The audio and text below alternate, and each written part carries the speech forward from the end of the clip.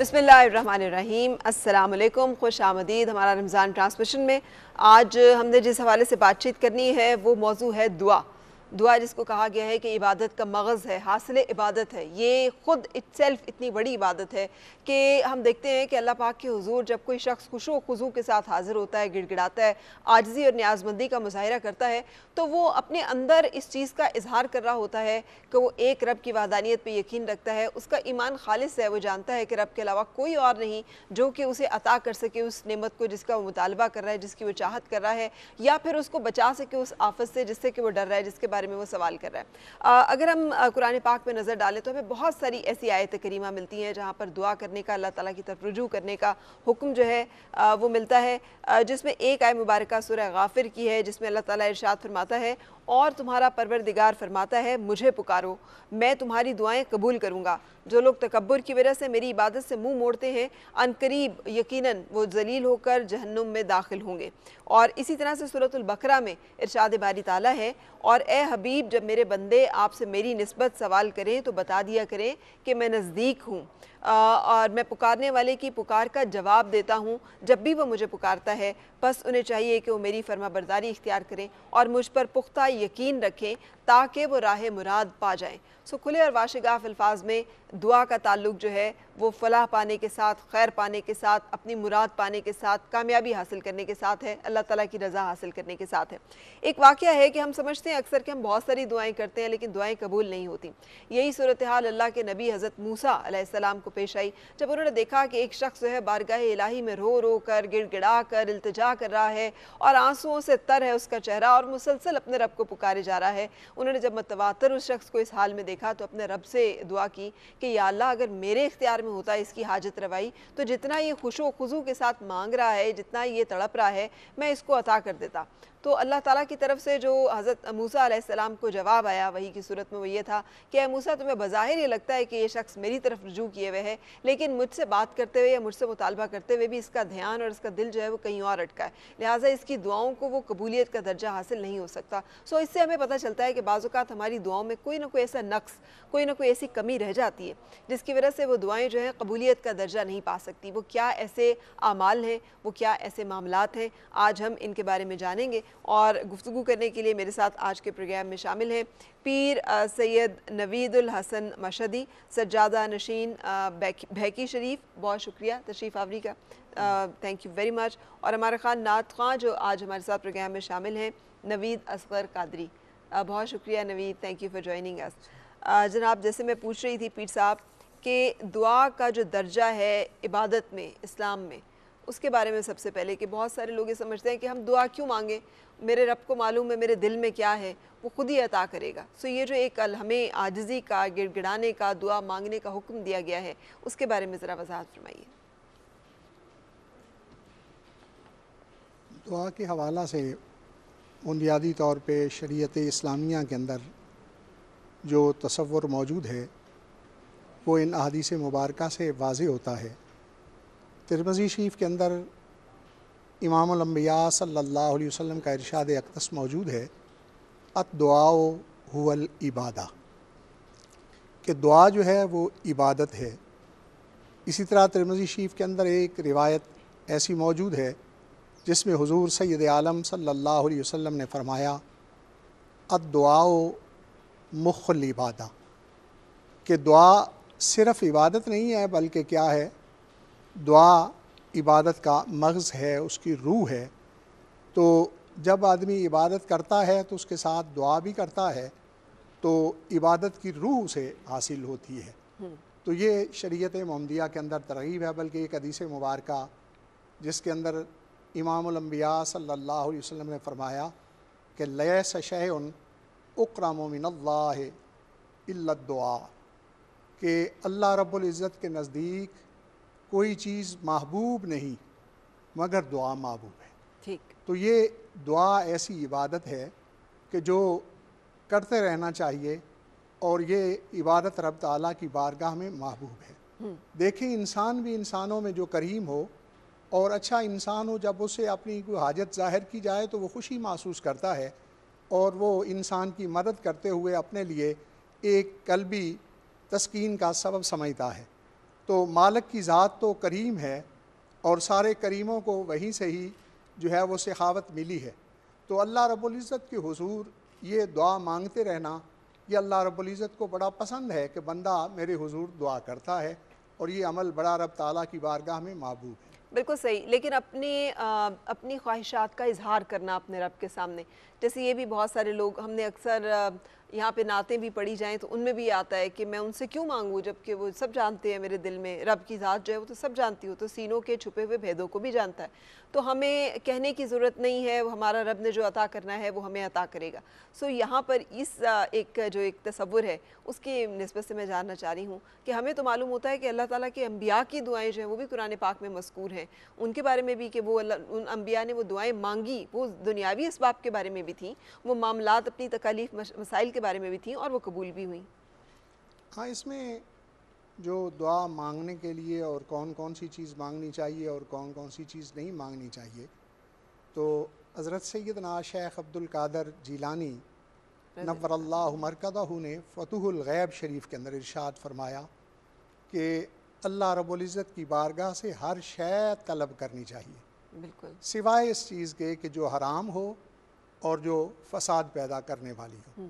اس کے علاوہ ہر چیز چھوٹی سے چھوٹی بھی جو ہے رب تعالیٰ کی بارگاہ سے طلب کی جائے. بالکل، یہاں تک کہ امام الانبیاء سید الانبیاء جناب مصطفیٰ کریم صلی اللہ علیہ وسلم کے فرمان اقدس کا یہ مفہوم ہے کہ اللہ رب العزت کی بارگاہ سے مانگو یہاں تک کہ نمک کو بھی مانگو. جی، تو چھوٹی سی چیز یعنی نمک کے ساتھ تمثیل بیان فرمائی کہ مانگنا ہر چیز جو ہے، جو بھی بندے کی خواہش اور تمنا ہے سوائے حرام کے اور فساد کے، ہر چیز کو رب تعالیٰ کی بارگاہ سے طلب کرنا چاہیے. بالکل صحیح. آج ہم بات کر رہے ہیں دعا کے حوالے سے، اور یقینی طور پر یہ دعاؤں کی قبولیت کا مہینہ ہے.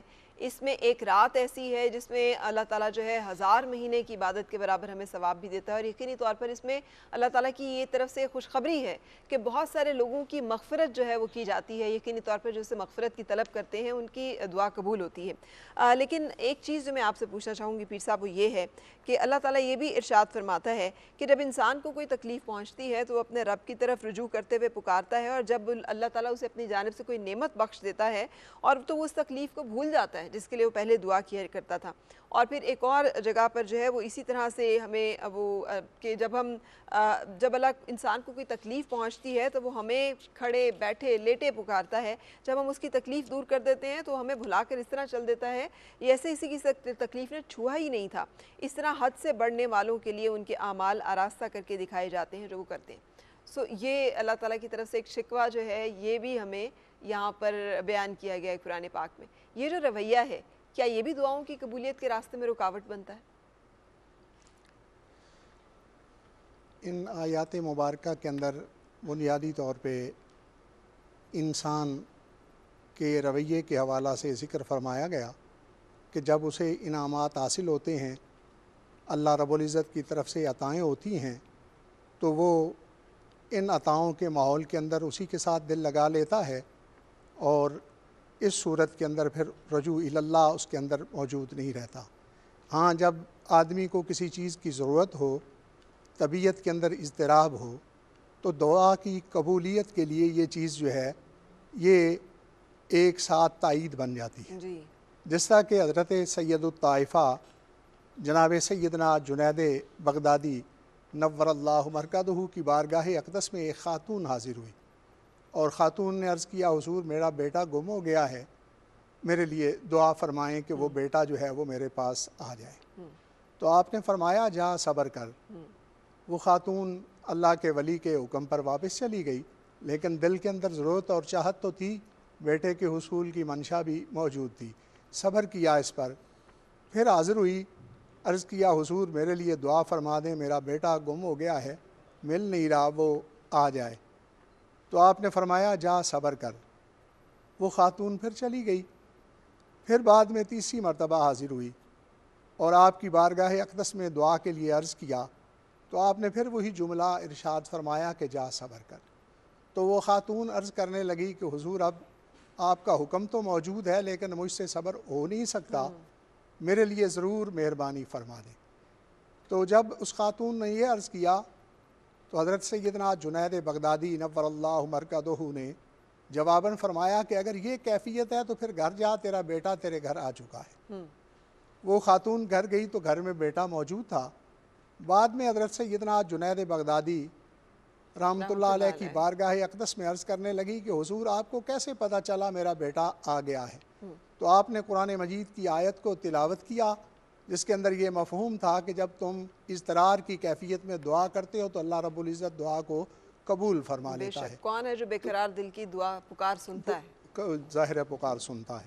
تو ظاہر ہے اس خاتون کا دل بے قرار تھا تو اللہ رب العزت نے اسی کی دعا کو قبول فرما لیا۔ ٹھیک ہے، سو اس کا مطلب یہ ہے کہ ایک تڑپ جو ہے وہ ہونا بڑا ضروری ہے۔ یہاں پر ہمیں ایک حدیث مبارکہ حضور پاک صلی اللہ علیہ وسلم کا ایک قول کہ مظلوم کی آہ سے ڈرو وہ عرش کو چیر دیتی ہے، یہ بھی ہے، یعنی اس کی دعا یا بد دعا جس کو ستایا گیا ہو۔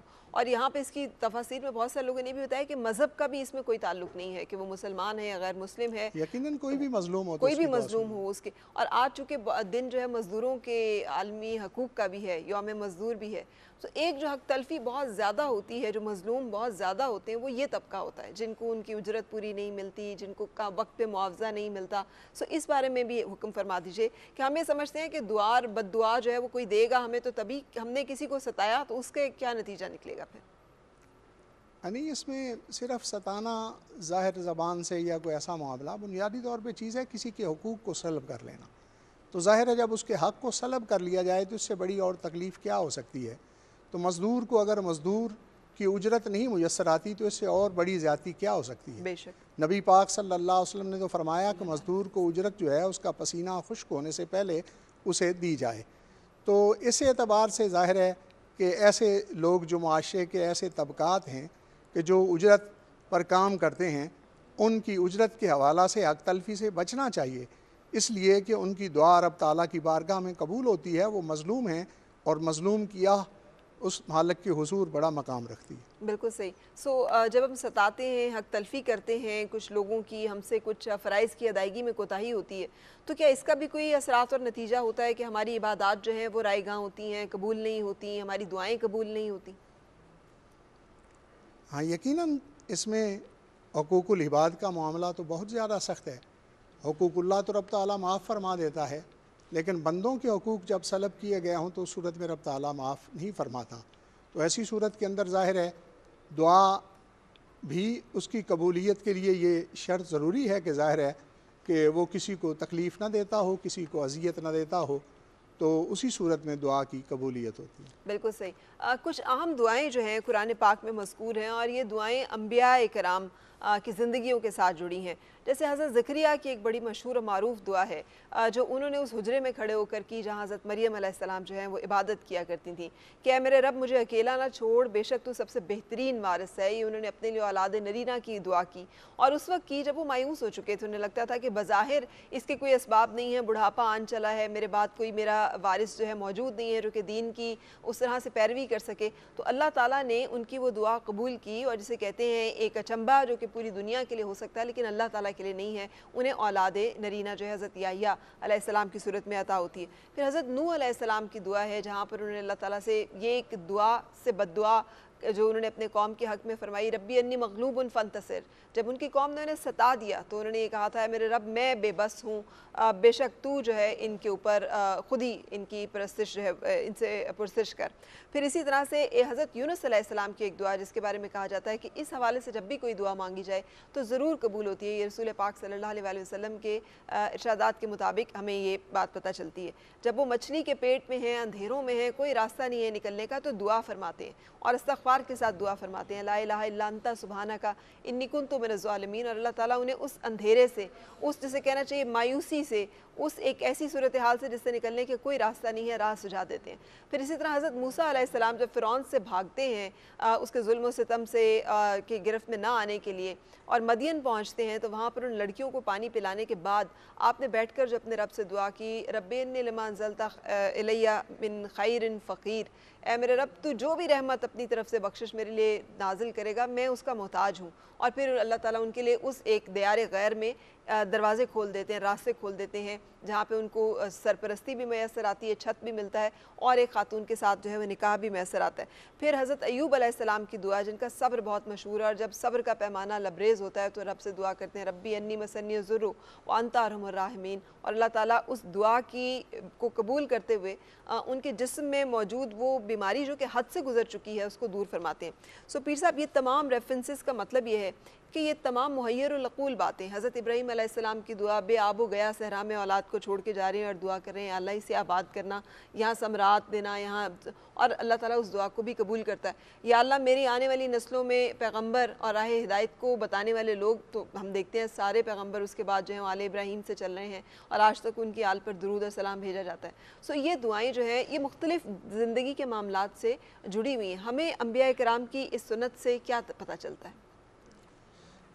انبیاء علیہ السلام کا ان مشکل اوقات کے اندر اللہ رب العزت کی بارگاہ میں دعا کرنا، یہ ہمارے لیے ایک سبق اور درس ہے کہ جب بھی مشکل آئے تو اس صورت کے اندر اللہ رب العزت کی بارگاہ میں رجوع کرنا چاہیے.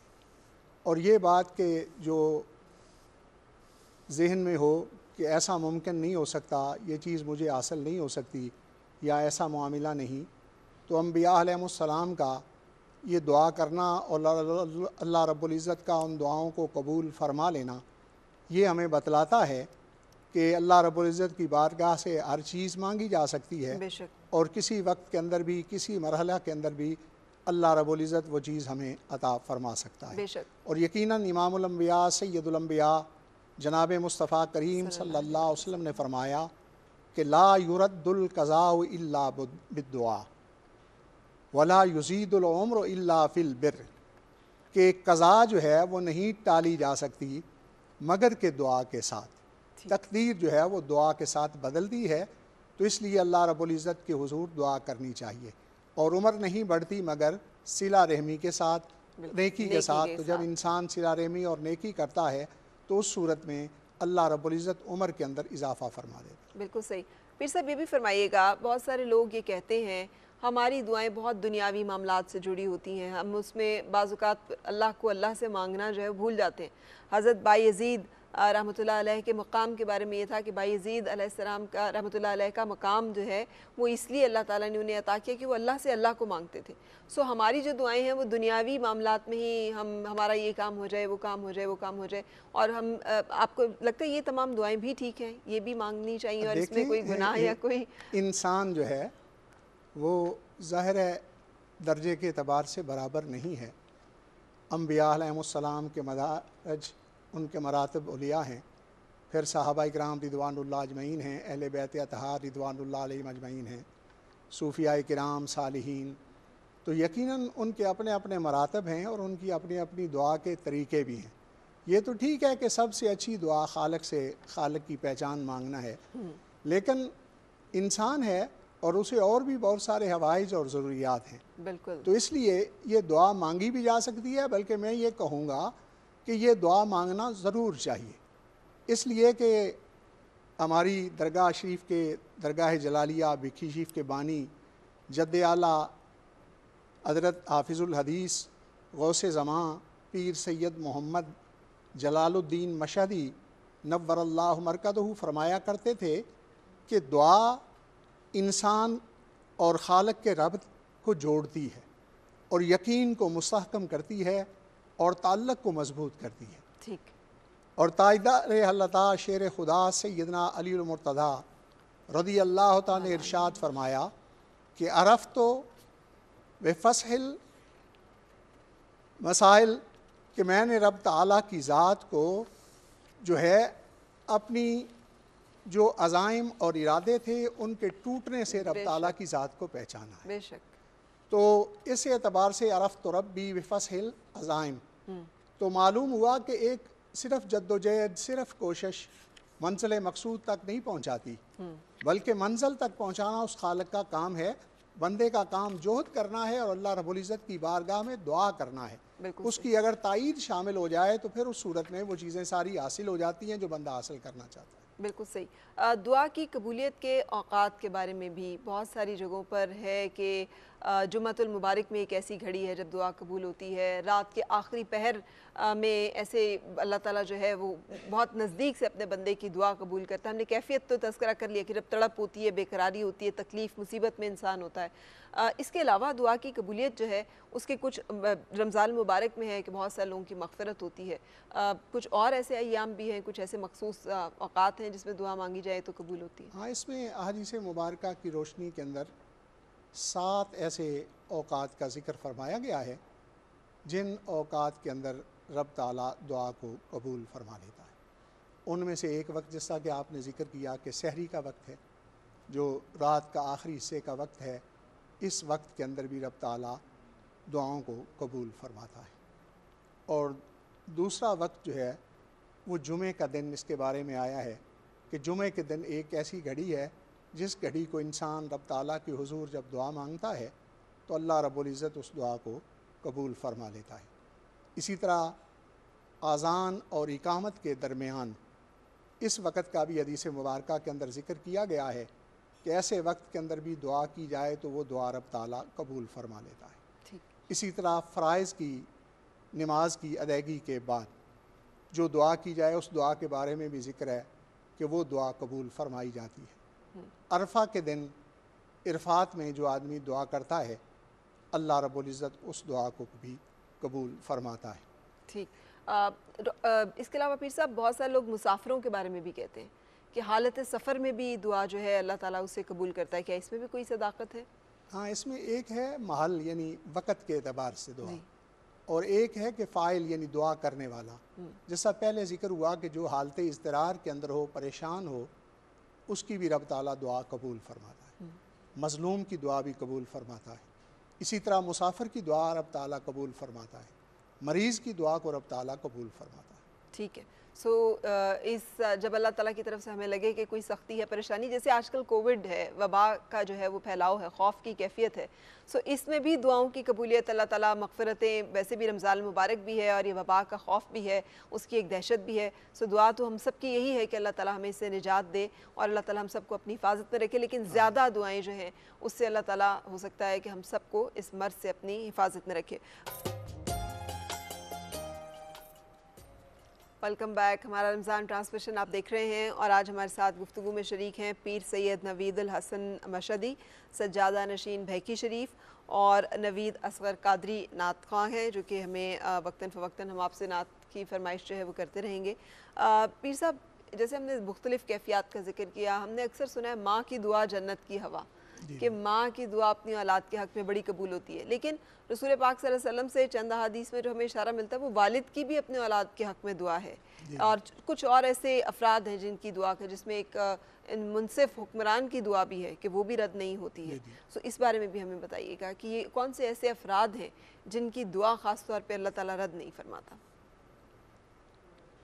احادیث مبارکہ کی روشنی کے اندر ایک ہے دعا کا رد کرنا، ایک ہے کسی کے حق میں اندر دعا کا قبول فرما لینا۔ ٹھیک، تو باپ کی دعا یقیناً بیٹے کے حق کے اندر جب وہ خوشی سے دعا کرتا ہے تو وہ دعا رب تعالیٰ قبول فرماتا ہے۔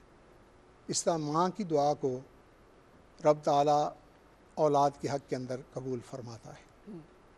منصف عادل بادشاہ جب اللہ رب العزت کے حضور دعا کرتا ہے تو اس کی دعا کو قبول فرمایا جاتا ہے، اور ایسا تاجر صدوق جو اپنی تجارت کے اندر سچ بولتا ہے، جب وہ رب تعالیٰ کی بارگاہ میں دعا کرتا ہے تو اس کی دعا کو قبول فرمایا جاتا ہے۔ اس طرح صالحین، نیکوکار اور پرہیزگار اور متقی لوگ جو ہیں، انبیاء علیہم السلام ہیں، تو یہ جس کے لیے دعا فرماتے ہیں ان کی دعاؤں کو رب تعالیٰ قبول فرماتا ہے، کہ جو تزکیہ قلبی والے لوگ ہوتے ہیں، جن کا قلب صاف اور ستھرا ہوتا ہے، وہ رب تعالیٰ کی بارگاہ میں جب کسی کے حق کے اندر دعا مانگتے ہیں تو وہ دعا اللہ رب العزت قبول فرما لیتا ہے۔ اور اسی طرح حدیث مبارکہ کا مفہوم ہے کہ چونکہ ضرورت جو ہے وہ دعا کے ذریعے رب تعالیٰ پوری فرماتا ہے، تو حاجت مند جو ہے وہ بھی جب اللہ رب العزت کے حضور دعا کرتا ہے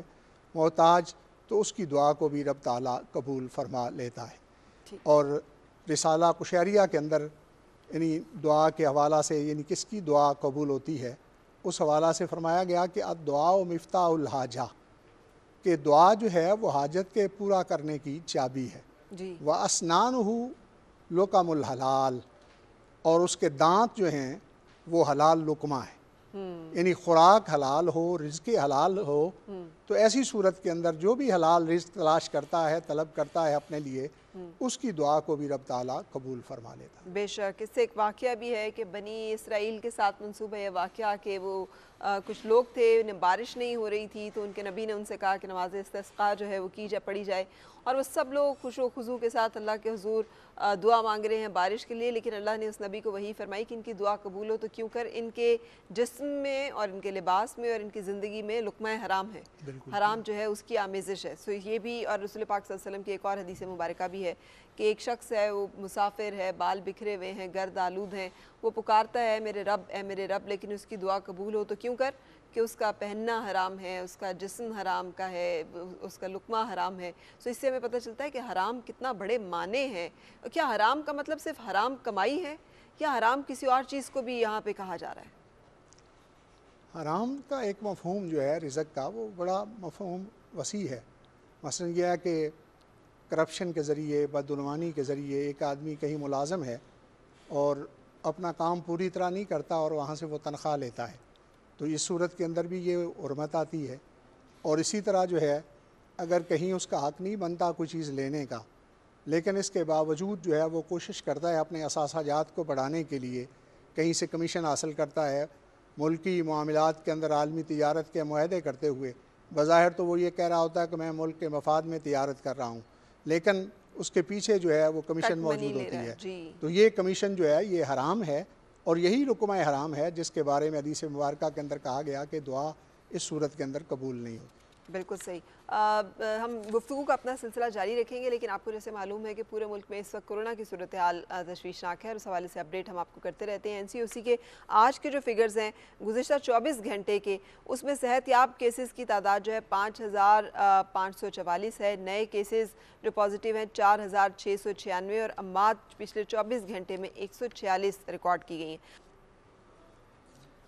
جی خوش آمدید، ہمارا رمضان ٹرانسمیشن آپ دیکھ رہے ہیں، اور ایک اچھی خوشخبری جو ہے وہ اس وقت آپ نے یقیناً دیکھی ہوگی، پاکستان ٹیلی ویژن سپورٹس پر براہ راست میچ دکھایا جا رہا تھا۔ ہرارے ٹیسٹ میں پاکستان کو بڑی کامیابی حاصل ہوئی ہے۔ پہلے کرکٹ ٹیسٹ میں زمبابوے کو 1 اننگز اور 16 رن سے شکست ہوئی ہے۔ فواد عالم اور حسن علی کی شاندار کارکردگی، زمبابوے نے پہلی اننگز میں 176 رنز بنائے اور دوسری اننگز میں 134 رنز بنائے۔ پاکستان نے پہلی اننگز میں 426 رنز بنائے۔ فواد عالم نے 140 رنز کی اننگز کھیلی۔ 2 میچز کی سیریز میں پاکستان کو 1-0 کی برتری حاصل، اور ہرارے ٹیسٹ میں پاکستان کی بڑی کامیابی، جو کہ ایک گڈ نیوز ہے۔ جو لوگ میچ دیکھتے رہے یقینی طور پر وہ لطف اندوز ہوئے ہوں گے۔ بہت ساری دعائیں شامل حال رہی پاکستان کرکٹ ٹیم کے ساتھ، جس کے نتیجے میں پہلے کرکٹ ٹیسٹ میں زمبابوے کو 1 اننگز اور 116 رن سے شکست ہوئی ہے۔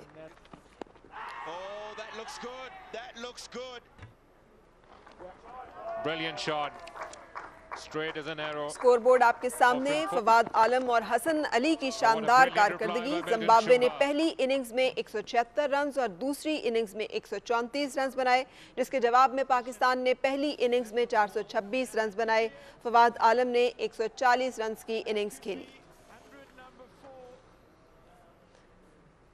اس طرح کی خبر سننے کے بعد موڈ جو ہے یقینی طور پہ اچھا ہو جاتا ہے۔ پاکستان میں کرکٹ کے شائقین ویسے بھی بڑی تعداد میں ہیں، اور یہ ان سب کے لیے ایک بڑی زبردستی نیوز ہے۔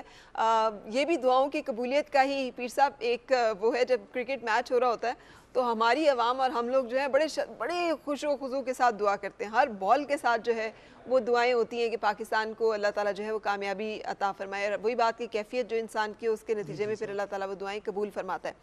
ہم آج دعا کی قبولیت کے حوالے سے بات چیت کر رہے ہیں، اور ایک جو میں آپ سے جاننا چاہوں گی، آداب دعا کی قبولیت کے کیا آداب ہیں؟ کیا کسی بھی حال میں اپنے رب کو پکارے، جیسے قرآن پاک میں ہے لیٹے ہوئے، اٹھتے بیٹھتے، کروٹ کے بل اپنے رب کو پکاریں اور اس سے دعا کریں، یا اس کے لیے کوئی مخصوص طریقہ کار بھی ہے؟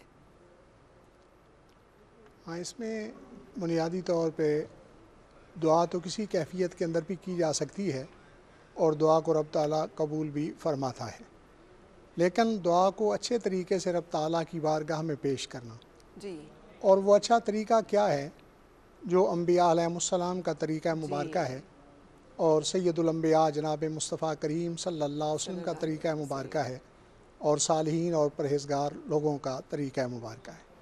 تو احادیث مبارکہ کی روشنی کے اندر جو ایسے کام کہ جن کے ذریعے رب تعالیٰ دعا کو قبول کر لیتا ہے، دعا کے اندر بطور طریقہ اختیار کیے جائیں، تو یہ تقریباً جو ہیں یہ 9 ذکر فرمائے گئے ہیں۔ تو ان میں سے پہلا ہے کہ دعا کرتے ہوئے چہرہ جو ہے وہ قبلہ کی طرف ہو، جی، یعنی جب آدمی دعا کرے تو قبلہ رو ہو کر دعا کرے تو اس دعا کو رب تعالیٰ قبول فرما لیتا ہے۔ بے شک۔ اور دوسرا دعا کے حوالہ سے جو طریقہ ذکر فرمایا گیا وہ یہ ہے کہ ہاتھ اٹھا کے رب تعالیٰ کی بارگاہ میں دعا کی جائے۔ ٹھیک ہے، بہت سارے لوگ اس میں ہاتھ مطلب ایسے بھی باندھتے ہیں، ایسے بھی باندھتے ہیں، جھولی بھی پھیلاتے ہیں، کیا اس میں کوئی خاص ہاں، اس میں سنت طریقہ یہ ہے کہ اس طرح دونوں ہاتھ جڑے ہوں اور یہاں یہ ہاتھ اٹھے ہوئے ہوں۔ ٹھیک ہاں، البتہ اٹھانے کے اندر کئی مرتبہ سرکار دو عالم صلی اللہ علیہ وسلم نے بھی اس میں مبالغہ فرمایا جی، کہ آپ کی جو ہے یہ بغلوں کی سفیدی جی، ظاہر ہو گئی۔ تو ظاہر ہے یہ خشوع و خضوع پر دلالت کرتا ہے، اس طرح اور زیادہ اٹھ جانا۔ تو یہ سنت طریقہ ہے کہ ہاتھوں کو اٹھا کے دعا کی جائے۔ ٹھیک ہے، تو اسی طرح ان طریقوں میں سے جو طریقہ ذکر فرمایا گیا وہ یہ ہے کہ خشوع و خضوع کے ساتھ ہے دعا کی جائے تو پھر بھی رب تعالیٰ دعا کو قبول فرماتا ہے۔ اور یہ حدیث مبارکہ کی روشنی کے اندر بھی ہے جی، اور کلام مجید کے اندر بھی اس پر دلالت موجود ہے، تضرعا و خفیہ۔ تو اس حوالہ سے کہ خشوع و خضوع کے ساتھ دعا کی جائے۔ بالکل، تو چوتھا طریقہ جو ہے کہ دعا کے اندر یعنی اس کی قبولیت کے لیے کس جو انداز اپنایا جائے وہ یہ ہے کہ دعا تو رب تعالیٰ کی بارگاہ میں کی جائے، لیکن اگر وہ دعا قبول نہیں ہوتی تو اجرت نہ رکھی جائے، بے صبری نہ کی جائے۔ جب آدمی صبر کا دامن اپنے ہاتھ میں رکھتا ہے تو صبر کے سبب رب تعالیٰ دعا کو قبول فرما لیتا ہے۔ بالکل، پانچویں چیز جو حدیث مبارکہ کے اندر بیان فرمائی گئی وہ حدیث مبارکہ ترمذی شریف کے اندر موجود ہے۔ سیدنا فاروق اعظم رضی اللہ تعالیٰ عنہ نے حضور سید عالم صلی اللہ علیہ وسلم سے یہ روایت فرمائی ہے کہ قال رسول اللہ صلی اللہ علیہ وسلم ان الدعاء موقوف بین السماء والارض، کہ بے شک دعا جو ہے وہ آسمان اور زمین کے درمیان ٹھہری رہتی ہے۔ جی، لا یصعد منہ شیء، اور کوئی چیز عرش کی طرف وہ چڑھ کے نہیں جاتی۔ کب تک؟ حتیٰ تصلی علی نبیک، واہ واہ واہ، یہاں تک کہ رسول تم پاک جو صلی ہے اللہ علیہ اپنے وسلم نبی پر، پاک صلی اللہ علیہ وسلم پر درود پڑھتے ہو۔ بے شک، تو معلوم ہوا کہ دعا کی قبولیت کا ایک طریقہ یہ ہے کہ دعا کرتے ہوئے دعا کے اول اور آخر کے اندر نبی پاک صلی اللہ علیہ وسلم پر درود و سلام پڑھا جائے، بے شک، یعنی دعا کو سینڈوچ بنا کے کہ درمیان میں دعا ہو اور ایک طرف جو ہے وہ درود شریف ہو اور دوسری طرف بھی درود شریف ہو۔ ٹھیک، اس انداز میں رب تعالیٰ کی بارگاہ کے اندر دعا کی جائے تو اس دعا کو رب تعالیٰ قبول فرما لیتا ہے۔ اور اس طرح جو ہے ان دعا کے طرق میں سے ایک طریقہ یہ بھی ذکر فرمایا گیا کہ دعا کرتے ہوئے آدمی جو ہے وہ ہر کلمہ دعا اسے 3 مرتبہ کہے۔ ٹھیک، یہ سرکار دو عالم صلی اللہ علیہ جی، وسلم سے بھی مسنون ایسی بھی کئی ہے۔ دعائیں منقول ہیں جی، جس میں آپ نے 3 مرتبہ ان کلمات مبارکہ کو جو ہے وہ دہرایا۔ بالکل، بالخصوص آپ نے عرفہ کے دن دعا فرماتے ہوئے آپ نے 3 بار دعا فرمائی، مغفرت کی اور بخشش کی۔ تو یہ 3 مرتبہ جو ہے اللہ رب العزت کے حضور دعا کی جائے۔ اسی طرح ان دعا کے طرق میں سے کہ جو قبولیت کے اسباب پیدا کرتے ہیں، ایک یہ بیان کیا گیا کہ جب دعا کی جائے تو دعا کرنے کے بعد ہاتھ جو ہیں اسے منہ پر پھیر لیا جائے۔ ٹھیک ہے، یہ منہ پر پھیرنا بھی یہ نبی پاک صلی اللہ علیہ وسلم کی سنت مبارکہ ہے۔ اچھا، تو جن کی دعائیں قبول ہوتی ہیں ان کا طریقہ بندہ اختیار کر لیتا ہے تو اس صورت میں رب تعالیٰ دعا کو قبول فرما لیتا ہے۔ بے شک۔ اور ایک یہ بھی ہے کہ صلح کا نور بھی ہوتا ہے اس شخص کے چہرے کے اوپر جو کہ نمازوں کی پابندی کرتا ہے، اور اس کے ساتھ ساتھ جو آپ نے طریقہ بتایا کہ وہ ہم جب اپنی انگشت پر ورد کرتے ہیں بجائے تسبیح کے تو ہماری یہ جو انگلیوں نے بھی شہادت دینی ہے، ہمارے جسم کے اعضاء نے بھی گواہی دینی ہے، تو ایک برکت کا سلسلہ بھی ہوتا ہے شاید۔ بالکل صحیح، آپ نے ذکر کیا درود پاک صلی اللہ علیہ وسلم پر، رسول پاک صلی اللہ علیہ وسلم پر لاکھوں کروڑوں درود و سلام۔ اللہم صلی علی سیدنا محمد و علی آل محمد۔ بے شک رسول پاک صلی اللہ علیہ وسلم پر ان کی ذات اقدس پر، ان کی آل پر لاکھوں کروڑوں درود و سلام۔ ہم نے آداب کی بات کی، ایک دعا کی قبولیت میں جو امور حائل ہوتے ہیں جس کی وجہ سے بہت سارے لوگوں کو ہم سمجھتے ہیں کہ مستجابت دعوات ہیں، ان کی دعائیں قبول ہوتی ہیں، اور ہم میں سے اکثر لوگ یہ سمجھتے ہیں ہماری تو کوئی دعا قبول ہوتی نہیں۔ سو وہ کون سے امور ہیں جس کی وجہ سے دعائیں قبول ہونے میں رکاوٹ ہوتی ہے؟ پہلے تو بات ہو رہی تھی کہ کن ذرائع کو اختیار کرنا چاہیے دعا کی قبولیت کے لیے، تو کچھ باتیں میں اس حوالہ سے ابھی ذکر کر رہا تھا۔ اچھا ٹھیک۔ تو ان میں سے ایک ذریعہ یہ ہے کہ جب دعا کی جائے تو اس سے پہلے دعا کرنے سے شروع میں جو ہے اللہ رب العزت کی حمد اور ثنا کی جائے۔ ٹھیک۔ یہ اجابت دعا کا ذریعہ بنتا ہے، خالق کی تعریف و توصیف کرنا اور ثنا کرنا۔ اسی طرح دعا جو ہے ایسی دعائیں جن کے اندر وسیلہ پیش کیا جائے اللہ رب العزت کی بارگاہ میں۔ وسیلہ کا مطلب؟ وسیلے کا مطلب واسطہ کسی کا، ٹھیک، خواہ وہ صالح اعمال کا وسیلہ ہو، ٹھیک، خواہ وہ کسی صالح ذات کا وسیلہ ہو۔ اچھا، یعنی نبی پاک صلی اللہ علیہ وسلم کی ذات اقدس کا وسیلہ رب تعالیٰ کی بارگاہ میں دعا کو قبول کروانے کے لیے، جیسا کہ حدیث مبارکہ کے اندر آیا ہے کہ ایک نابینا صحابی تھے، ان کے پاس آنکھیں نہیں تھیں، نبی پاک صلی اللہ علیہ وسلم کی بارگاہ اقدس میں عرض کیا کہ میرے لیے دعا فرمائیں، تو آپ نے ایک دعا سکھلائی کہ مسجد نبوی شریف کے کسی کونے میں بیٹھ کر 2 نوافل پڑھ کے یہ دعا مانگو۔ تو اس دعا کے اندر جو ہیں یہ الفاظ تھے کہ اللہم نتوسل بنبی کا، یعنی آپ اے اللہ میں وسیلہ پکڑتا ہوں تیرے نبی صلی اللہ علیہ وسلم کا دعا کے۔ اسی طرح حدیث مبارکہ موجود ہے کہ سیدنا عمر بن خطاب رضی اللہ تعالیٰ عنہ نے دعا مانگی رب تعالیٰ کی بارگاہ میں، بارش نہیں ہو رہی تھی مدینہ منورہ کے اندر، قحط سالی ہو گئی تھی، تو آپ نے دعا مانگی نماز استسقاء کے بعد، اور اس دعا میں آپ نے کہا اللہم نتوسل بام رسول کا، چونکہ اس اجتماع کے اندر ام رسول جناب سیدنا عباس رضی اللہ تعالیٰ عنہ موجود تھے دعائیہ اجتماع میں، تو حضرت سیدنا فاروق اعظم رضی اللہ تعالیٰ نے اللہ رب العزت کے حضور سرکار دو عالم صلی اللہ علیہ وسلم کے چچا کا وسیلہ پیش کرتے ہوئے اللہ رب العزت کے حضور دعا مانگی۔ تو اس طرح صالحین نیک ہستیوں کا وسیلہ اللہ رب العزت کے حضور پیش کرنا دعا کی قبولیت کے لیے، جیسا کہ حضرت علامہ مولانا عبد الرحمن جامی رحمۃ اللہ علیہ کے یہ دعائیہ اشعار موجود ہیں کہ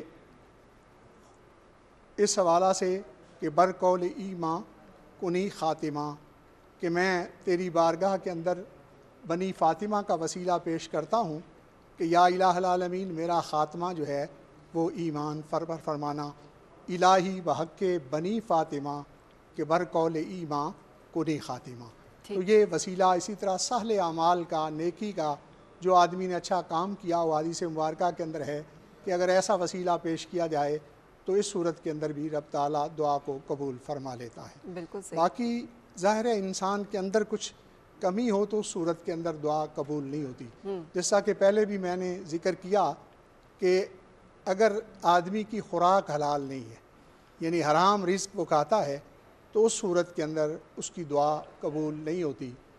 تو اسی طرح دعا کرتے ہوئے بعض اوقات بندہ دعا تو رب تعالیٰ کی بارگاہ میں کر رہا ہوتا ہے، لیکن ریا ہوتی ہے، لوگوں کو دکھلانا مقصود ہوتا ہے، بلکہ کسی قریب بیٹھے کو شاید وہ اپنی حاجت ہی بتلا رہا ہو اور دعا رب تعالیٰ کے حضور مانگ رہا ہو بظاہر۔ تو ایسی صورت کے اندر اگر ایسا معاملہ ہے، جیسا کہ آپ نے بھی پہلے قرآن مجید کی آیت اس طرح کی تلاوت کی ہے، تو اس سے یعنی کہ جب ظاہر ہے مقصود اللہ رب العزت سے مانگنے ہی ہے، نہیں ہے لوگوں کو بتلانا مقصود ہے، تو اس صورت کے اندر پھر وہ دعا قبول نہیں ہوگی۔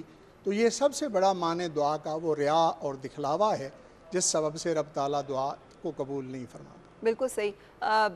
پیر صاحب گناہوں کے بارے میں بھی ہے ایک روایت ہے، اور یہ حضرت امام غزالی رحمۃ اللہ علیہ نے لکھی ہے، حضرت کعب بن احبار سے مروی یہ ایک حدیث مبارکہ انہوں نے نقل کی ہے کہ حضرت موسیٰ علیہ السلام جو ہے بنی اسرائیل کو لے کے بارش کی دعا کے لیے باہر نکلے، اور بارش نہیں ہو رہی تھی، پوری قوم نے مل کے دعا کی، نماز استسقاء کے ذریعے جو بھی دعا کا طریقہ تھا ان کا بارش کے لیے، وہ دعا کی گئی، بارش نہیں ہوئی۔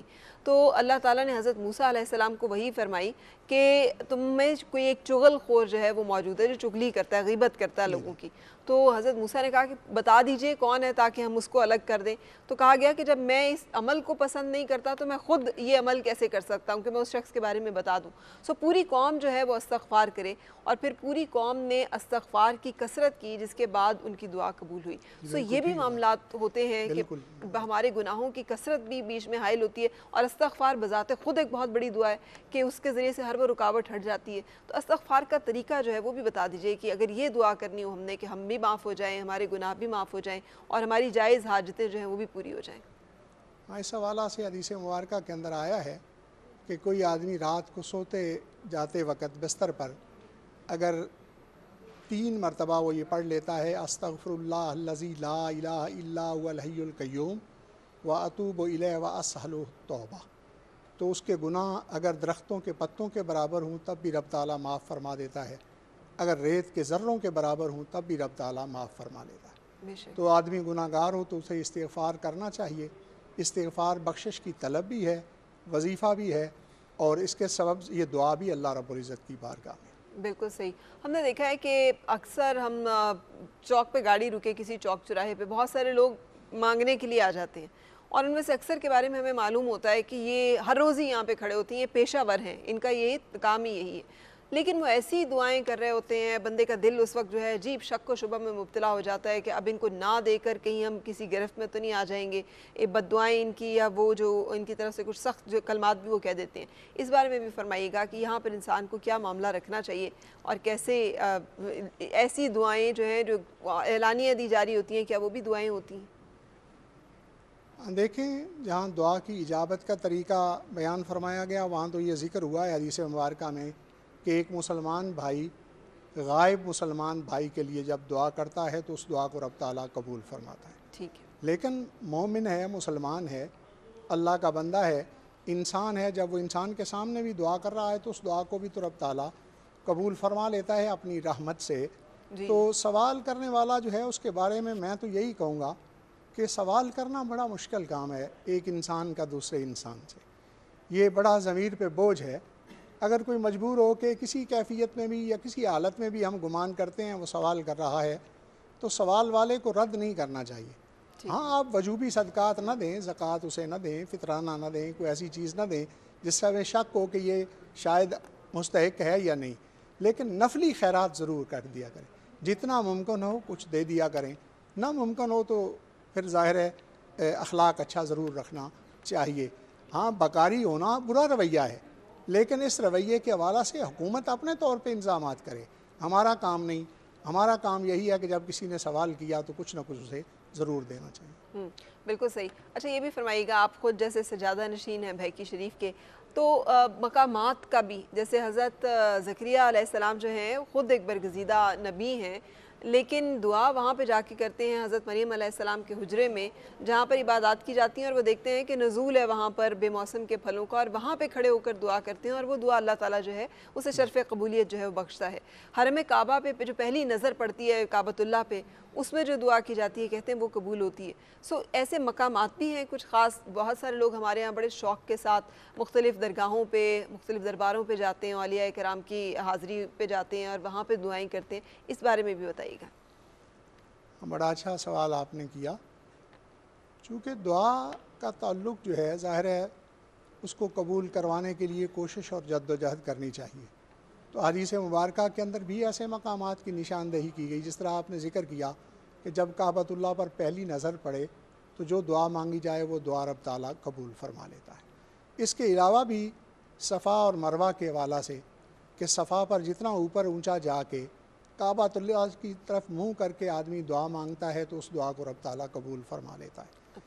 اس طرح جو ہے رکن یمانی اور رکن اسود، بیت اللہ شریف کے یہ جو ستون ہیں دونوں، ان دونوں کے درمیان جو جگہ ہے اسے مستجاب کہا جاتا ہے۔ اچھا، مستجاب کہے جانے کا مطلب یہی ہے کہ یہاں جو آدمی دعا کرتا ہے اللہ رب العزت اس کو قبول فرما لیتا ہے۔ بلکہ حدیث مبارکہ کے اندر یہ مفہوم ہے کہ جو آدمی وہاں کھڑے ہو کے دعا کرتا ہے 70,000 فرشتے ان کی ڈیوٹی موجود ہوتی ہے کہ وہاں دعا کرنے والے کے ساتھ وہ آمین کہتے ہیں. تو جب وہ آمین کہتے ہیں تو اللہ رب العزت اس دعا کو قبول فرما لیتا ہے. جی. تو اس سے معلوم یہ ہوا کہ کچھ مقامات خاص ہیں. صفا وہاں کیوں قبول ہوتی ہے؟ اس لیے کہ وہاں اللہ کی ایک کامل مومنہ صالحہ ان کے قدم مبارک لگے ہیں. جی. تو ان کے قدموں کی برکت سے رب تعالیٰ دعا قبول فرما لیتا ہے. بالکل. مقام ابراہیم کو مصلی پکڑنے کا جو حکم فرمایا گیا، وہاں دعا کی قبولیت اس کی وجہ یہ ہے کہ اللہ تعالیٰ کے محبوب پیغمبر کے وہاں قدم مبارک لگے ہیں. بالکل. تو اسی طرح جہاں بھی ان ہستیوں کے قدوم ہوں، حضور سید الانبیاء جناب مصطفیٰ کریم صلی اللہ علیہ وسلم کا گزر مبارک ہوا ہو، آپ کا ٹھہرایا ہوا ہو، وہ غار حرا ہو، غار ثور ہو، دار ارقم ہو، صفا کا چبوترا ہو، جہاں بھی نبی پاک صلی اللہ علیہ وسلم کے قدم مبارک لگے ہیں، وہاں کھڑے ہو کر اگر دعا کی جائے تو وہ دعا قبول ہوتی ہے. احادیث مبارکہ کے اندر، آثار صحابہ کے اندر خندق کے قریب مسجد، اس کی نشاندہی کی گئی کہ عصر اور مغرب کے درمیان جو یہاں دعا کرے اللہ رب العزت اس دعا کو قبول فرماتا ہے. تو اس کی وجہ وہاں بھی سرکار دو عالم صلی اللہ علیہ وسلم کے قدوم کی برکتیں موجود ہیں. تو انبیاء علیہ السلام اور صالحین کے مزارات، ان کے حجرے، ان کی چلہ گاہیں، ان کی مساجد، وہاں جا کر دعا مانگنی چاہیے، اس لیے کہ وہاں اللہ رب العزت کی رحمتوں کا نزول ہوتا ہے، اور وہاں جب ہم دعا مانگیں گے تو اس دعا کو رب تعالیٰ قبول فرمائے. بالکل صحیح. اب جب کہ کووڈ کی وجہ سے بہت سارے یہ نہیں ہے، نہ ہم حرم پاک جا سکتے ہیں، نہ ہم بہت ساری درگاہوں پہ جا سکتے ہیں، کیونکہ سماجی فاصلے کے بارے میں سختی سے احکامات جو ہیں وہ حکومت پاکستان کے موجود ہیں. تو وہ جو تنہائی میں بھی اللہ تعالیٰ جو ہے وہ قبول کرتا ہے بہت زیادہ. اور یہ رمضان المبارک کا مہینہ، اس مہینے میں بتائیے گا، ایک تو لیلۃ القدر کے حوالے سے دعا کی قبولیت کا بہت زیادہ ہے، اور اس ماہ مبارک میں کون سے ایسے ایام یا کون سی ایسے مخصوص؟ دیکھیں، الترغیب والترہیب کے اندر حدیث مبارکہ موجود ہے کہ اس ماہ اقدس کی ہر رات کو اللہ رب العزت کی طرف سے ایک فرشتہ جو ہے وہ منادی کرتا ہے، اور وہ یہ منادی کرتا ہے کہ کوئی ہے جو اللہ رب العزت کی بارگاہ میں سوال کرنے والا ہے، مانگنے والا ہے، یعطیٰ سوالہ، اس کے سوال کو پورا کر دیا جائے. کوئی ہے بخشش چاہنے والا تو اسے بخش دیا جائے. تو یہ ہر روز ندا ہوتی ہے. وہ اس کا وقت رات کا حصہ بیان کیا گیا ہے، وہ نماز عشاء سے لے کر فجر کی نماز کے آغاز تک کا وقت ہے. تو اس رات کے کسی حصے کے اندر وہ منادی ہوتی ہے. تو یقیناً اپنے گھروں میں خلوت میں بیٹھ کر اس ماہ اقدس کے مبارک لمحات کے اندر رات کو دعا کی جائے تو اس دعا کو رب تعالیٰ قبول فرماتا ہے. تو یہ ہر رات کی فضیلت ہے. لیلۃ القدر کی فضیلت تو اپنی جگہ اور بہت زیادہ موجود ہے. لیلۃ الجائزہ، جسے لیلۃ الانعام بھی کہتے ہیں، یعنی چاند رات، اس رات کے حوالہ سے بھی حدیث مبارکہ کے اندر آیا ہے کہ جو آدمی رب تعالیٰ کے حضور دعا مانگتا ہے، رب تعالیٰ اس کی دعا کو قبول فرماتا ہے. چاند رات جب صبح عید کے لیے چاند دیکھا جا رہا اور چاند نظر آ جائے، اس رات کو ہاں جی، چاند جب نظر آ جائے تو نماز فجر سے وقت سے پہلے رات کا جو حصہ ہے، نماز عشاء سے لے کر جو ہے وہ نماز فجر تک کے وقت. بے شک. بہت شکریہ آپ کی تشریف آوری کا. پیر سید نوید الحسن مشہدی صاحب ہمارے ساتھ آج شامل گفتگو رہے. دعا کی قبولیت، آداب، شرائط کے حوالے سے ہم نے ان سے استفادہ کیا. جزاک اللہ، بہت شکریہ تشریف آوری کا. مہربانی آپ کی. اور جیسے